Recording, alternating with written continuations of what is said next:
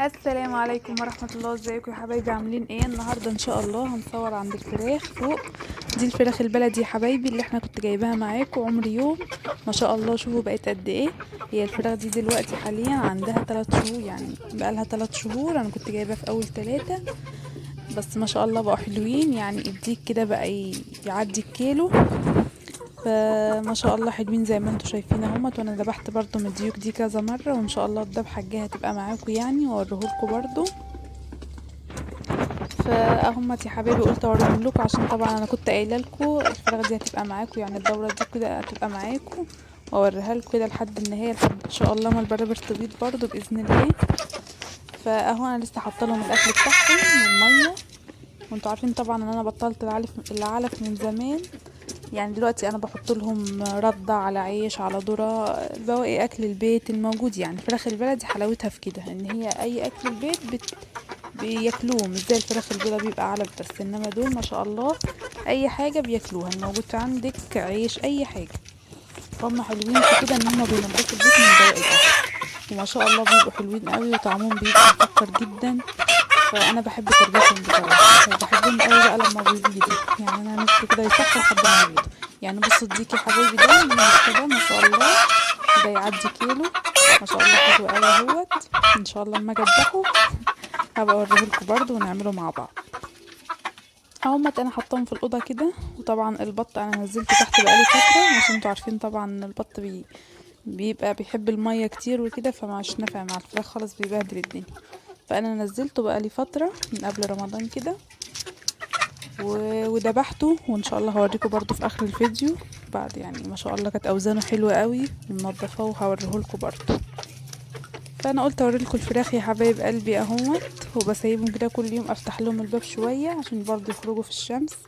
الطيور برضو ما بتربيها لازم ايه يعني ما تمنعهاش من الشمس خالص، ما تبقاش محبوسه في اوضه ما بتشوفش الشمس، لا كده مش هتصحي معاكي.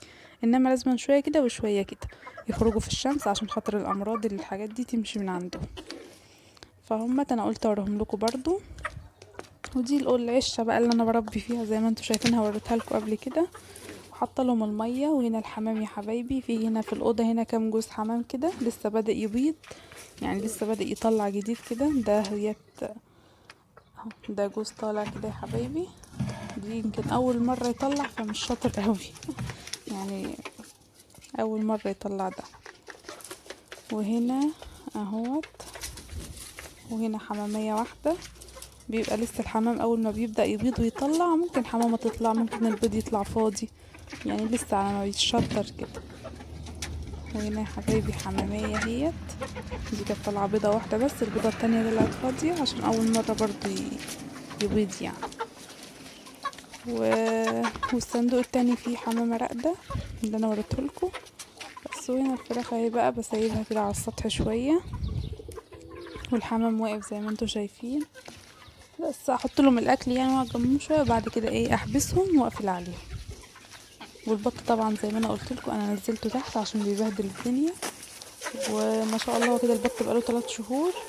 زي ما كنت جايباه برضو مع الفراخ دي، كنت مصورهم لكم مع بعض، كنت جايباهم الاتنين عمر يوم. فدلوقتي البط بقى حلو، بقت اوزانه حلوه ما شاء الله، تعدي 3 كيلو و3 كيلو كده، يعني 3 الا ربع و3 انا ما وزنتش بس بالويم كده. فدبحته كله بقى وحطيته في الفريزر، وهوريه لكم برضو في اخر الفيديو. كان نفسي اصورهم لكم قبل ما اذبحه بس منه تحت بصراحه ما عرفتش، وكنت دافحه بالليل فكان الجو ضلمه ما عرفتش اصوره ليكم. فقلت اوريكم الفراخ واوريكم البط بقى بعد ما ذبحته. وهنا يا حبايبي البط اللي انا قلت لكم عليها اهوت. انا ذبحته بس كنا بالليل فما عرفتش اصور لكم يعني البط وهو صاحي. بصوا ما شاء الله احجامه حلوه قوي ونضفتهم. البطه جيلها 3 كيلو. انا كنت اصلا ذبحه قبل كده، يعني ذبحت في اول يعني في رمضان كذا بطايه كده. فانا ايه ما ذبحت دلوقتي 4. بصوا ما شاء الله البطه حلوه خالص وزي الفل معايا هي، واحجامه حلوه اهو. بط يعني بقى داجن خالص. انا ما بحبش اذبحه بدري اهو. بصوا ما شاء الله نظيفه خالص ازاي. ده بط يا حبايبي فرنساوي اللي انا كنت جايباه معاكم واللي هو عمري يوم اهو. ما شاء الله حلو خالص واحجامه كويسه ونضفته كويس زي الفل زي ما انتوا شايفين. ولا ريشة خالص. ودعكته طبعا بملح وزي الفل عشان خاطر ايه، وبقوم قطع الرقبة بتاعته كده زي ما انتوا شايفين، عشان خاطر احطه في اكياس، احط البط كده في اكياس واحطه في الفريزر، اجي اطلعه بقى يبقى جاهز معايا، ما بيبقى سهل بقى عشان تنظيفه طبعا بياخد وقت. فانا بدبح كده بدم بقى داجن وحلو واحطه في الفريزر، وقت ما احتاج او هطبخ بتاع بيبقى بقى ايه سريع، واطلع من الفريزر على طول. هو ما شاء الله حلو قوي، وكده بقى له 3 شهور، والبطه تجيلها حوالي 3 كيلو. ودول يا حبايبي بقى الكبد والقوانص بتاع البط، انا نضفتهم كويس زي ما انتوا شايفين اهوت، وبحطهم في ميه كده. انا ما بحبش احط الكبد والقوانص في الفريزر، او بحطها مع البط، يعني ما بحبش احطها مع البط وابقى اسلقها وكده، لان بحس ان طعمها بيتغير جدا من الفريزر بالذات دي. فانا بحطهم في ميه كده يا حبايبي، وبجيب واحطهم على الرف بتاع التلاجة، اعملهم تاني يوم او حاجه. واحط برضو فيهم، ببقى طبعا دعكاهم بملح ومنضفاهم زي الفل زي ما انتوا شايفين. بحط حوالي معلقتين خل كده فيهم، وبقيتهم على الرف في التلاجة. طعمها ما بيتغيرش خالص، ما بحبش اصلا الكبد والقوانص خالص في الفريزر، بحس ان طعمها بيتغيرش خالص.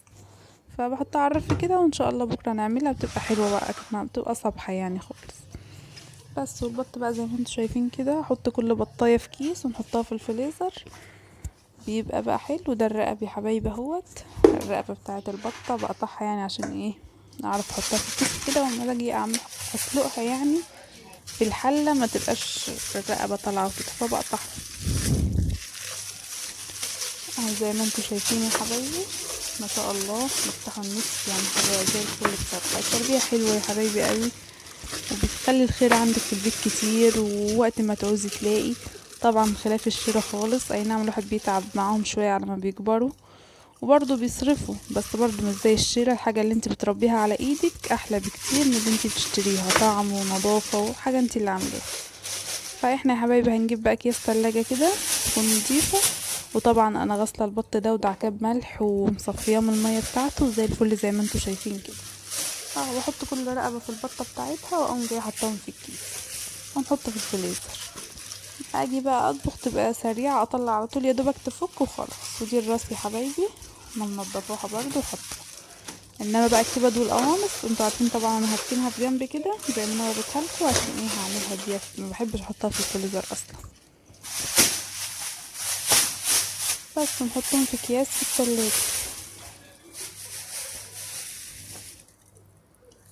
وده الدهن بقى اللي بيبقى في البط، هنحط كده ايه بيخلي الشوربة يعني سمينة كده.